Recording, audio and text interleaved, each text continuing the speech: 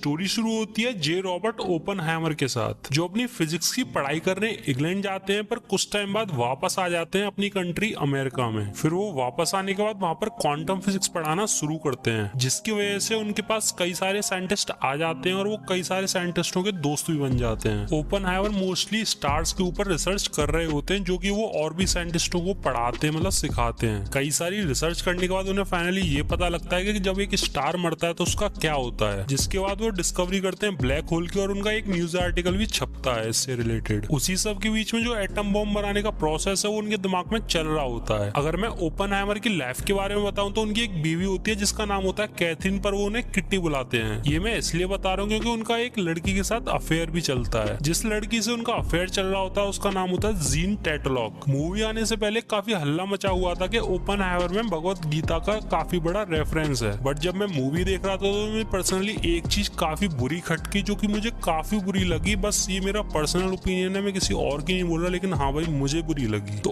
Oppenheimer किसी party में जब जीन से मिलता है तो उनका एक सेक्स सीन दिखाया जाता है। अब उस सेक्स सीन के दौरान जीन उठकर चली जाती है उस बुक शेल्फ के पास, और वो वहां से एक बुक निकालती है जो शायद मेरे ख्याल से भगवत गीता थी, जिसे वो ओपनहाइमर से पूछती है कि ये क्या है, तो वो बोलता है ये संस्कृत है। जिसके बाद जीन बुक को ओपनहाइमर के पास लाती है। फिर वो ओपनहाइमर के ऊपर थोड़ा इंटीमेट तरीके से बैठ जाती है और उससे पूछती है कि इस फ्रेज में क्या लिखा हुआ है। तो पहले तो श्री विष्णु भगवान का नाम पढ़ता है, लेकिन जीन उससे मना करती है। फिर वो कहती है इसको नहीं, इसे पढ़ो। फिर वो कोट पढ़ के लास्ट में कहता है कि आई एम द डिस्ट्रॉयर। पर यार ये सब नॉर्मली भी तो दिखा सकते थे, मतलब सेक्स सीन के बीच में इस सब को डालना मेरे को सही नहीं लगा। अब ये इंटेंशनली किया गया है या फिर ऐसा ही हुआ था रियलिटी में, ये मुझे नहीं पता। इस सब के बाद ओपनहाइमर अपनी रिसर्च में आगे बढ़ता है तो उसे न्यूक्लियर फ्यूजन के बारे में अच्छे से पता लगने लगता है। पर उसे एक चीज बीच में समझ आती है कि थ्योरी और प्रैक्टिकल में बहुत ज्यादा फर्क होता है, क्योंकि जब से वो थ्योरीज के हिसाब से चल रहा था तो वो बस एक चीज पे अटका हुआ था, लेकिन जो चीज प्रैक्टिकली उसने सामने से देखी तो उसे पता लगा कि कई चीजें हैं जो प्रैक्टिकली बहुत ज्यादा पॉसिबल हो सकती हैं। इसी सब के बीच उस पे एक न्यूज आती है कि हिटलर ने पोलैंड पर अटैक कर दिया है, और उस टाइम पर उसके दिमाग में काफी कुछ चल रहा था एटम बम से रिलेटेड, तो वो उस पर रिसर्च करने ढंग से लग जाता है। उसे पूरा ठान लेता है कि अब मैं इसे बना के रहूंगा। वर्ल्ड वॉर की सिचुएशन देखते हुए यूएसए लेस्ली ग्रुप्स को भेजती है ओपनहाइमर के पास मैनहट्टन प्रोजेक्ट शुरू करने के लिए। अब मैनहट्टन प्रोजेक्ट का बताऊं तो मैनहट्टन वो प्रोजेक्ट था जो यूएसए ने चलाया था यूनाइटेड किंगडम और कनाडा के साथ मिलकर। इस प्रोजेक्ट में इन सारी कंट्रीज ने फंडिंग की थी एटम बम बनाने के लिए। फिर फाइनली ओपनहाइमर रेडी हो जाता है मैनहट्टन प्रोजेक्ट के लिए। लॉस एलामोस एक जगह है जहां पर ओपनहाइमर बाकी साइंटिस्ट को लाता है उनकी फैमिली के साथ, और वो उस प्रोजेक्ट पर काम करता है एटम बम बनाने वाले पे। उन्हें वहां लगभग 2 साल लगता है और $2 अरब भी लगता है उस बम को बनाने में। कई सारी मुश्किलों के बाद वो फाइनली बम को रेडी कर लेते हैं, टेस्ट भी कर लेते हैं। टेस्ट करने के बाद उस बम को भेज दिया जाता है जापान के लिए। फिर यूएसए जापान के अंदर हिरोशिमा नागासाकी के ऊपर बम डालकर ये प्रूफ कर देता है कि वो सबसे पावरफुल है, और वर्ल्ड वॉर 2 को वहीं के वहीं खत्म भी कर देता है। लेकिन इस सबसे ओपनहाइमर थोड़ा सा दुखी हो जाता है, क्योंकि उसे फील होने लगता है कि मैंने कई सारी हत्याएं करी हैं, जबकि उसे फाइनली पता लगता है कि उसने 2 लाख से भी ज्यादा लोगों को मारा है और उसका कारण वो खुद था। वहीं दूसरी साइड उसके आर्टिकल छपते हैं, यूएसए के सारे लोग उससे खुश होते हैं, सोल्जर सारे खुश होते हैं, प्रेसिडेंट खुश होता है, हर कोई उससे खुश होता है, लेकिन वो खुद से खुश नहीं होता। वो अपना नाम मैगजीन में पढ़ता है और उसके नीचे लिखा होता है फादर ऑफ एटॉमिक बॉम्ब, जिससे वो थोड़ा सा दुखी हो जाता है उस लाइन को पढ़कर। इसके बाद यूएसए कहता है हमें हाइड्रोजन बॉम्ब बना के दो और भी सारे न्यूक्लियर बॉम्ब बना के दो, ताकि हम सबसे पावरफुल बन सकें। लेकिन उसे वहां पे फील होता है कि ये सारे बॉम्ब बनने शुरू हो गए तो इंसानियत बिल्कुल खत्म हो जाएगी, अर्थ का कुछ नहीं बचेगा। जिस वजह से वो शांति की बातें करने लग जाता है, सबसे मना करता है बॉम्ब के बारे में, बिल्कुल मना करने लग जाता है। मतलब हाइड्रोजन बॉम्ब की यूएसए कहती है, लेकिन वो मना कर देता है कि मैं नहीं बनाऊंगा, जिस वजह से यूएसए को ये लगता है कि किसी का एजेंट बन चुका है, किसी दूसरी कंट्री का। अब इस सबसे पहले एक इंसिडेंट होता है भरी सभा के अंदर। इनसे कहा जाता है कि अगले बॉम्ब्स पर प्रैक्टिस करें, अगले बॉम्ब्स की शुरुआत करें, लेकिन ये भरी सभा के अंदर लुइस स्ट्रॉस मतलब अपने रॉबर्ट डाउनी जूनियर की थोड़ी सी बेइज्जती कर देते हैं। वो चीज लुइस स्ट्रॉस को खटक जाती है और वो वहीं से उसका एनिमी बन जाता है 6 साल पहले। और फिर लुइस स्ट्रॉस धीरे धीरे करके झूठा केस बनाना शुरू करता है ओपनहाइमर के ऊपर, जिसमें वो ये प्रूफ करने लग जाता है कि ओपनहाइमर एक एजेंट है दूसरी कंट्री का। जिस केस में उसे फील होता है कि उसके संग साथी भी उसकी मदद करने से पीछे हट जाते हैं और उसको ही फंसाने लग जाते हैं। वो बेचारा पहले से डिप्रेशन में होता है और ये सब देख के तो और ज्यादा सैड फील करने लग जाता है। लुइस स्ट्रॉस को एक और गलतफहमी होती है कि ओपनहाइमर ने अल्बर्ट आइंस्टीन को उसके खिलाफ भड़काया था। पर जबकि ओपनहाइमर अल्बर्ट आइंस्टीन से बस न्यूक्लियर बम के बारे में बातें कर रहा था। बस इसी सब के बीच ओपनहाइमर की कहानी यहीं पे घूमती रहती है, वही पूरे केसेस में, और उसमें पूरे के पूरे उसमें फंसा रह जाता है पूरा लाइफ टाइम। फिर ओपनहाइमर की तरफ से एक लॉयर आकर लुइस स्ट्रॉस की स्टोरी सबको बताता है, उसको रिवील करता है और उसकी असलियत सबके सामने लाता है। फिर काफी टाइम बाद ओपनहाइमर को अवार्ड्स दिए जाते हैं, काफी पुरस्कार दिए जाते हैं, लेकिन उसे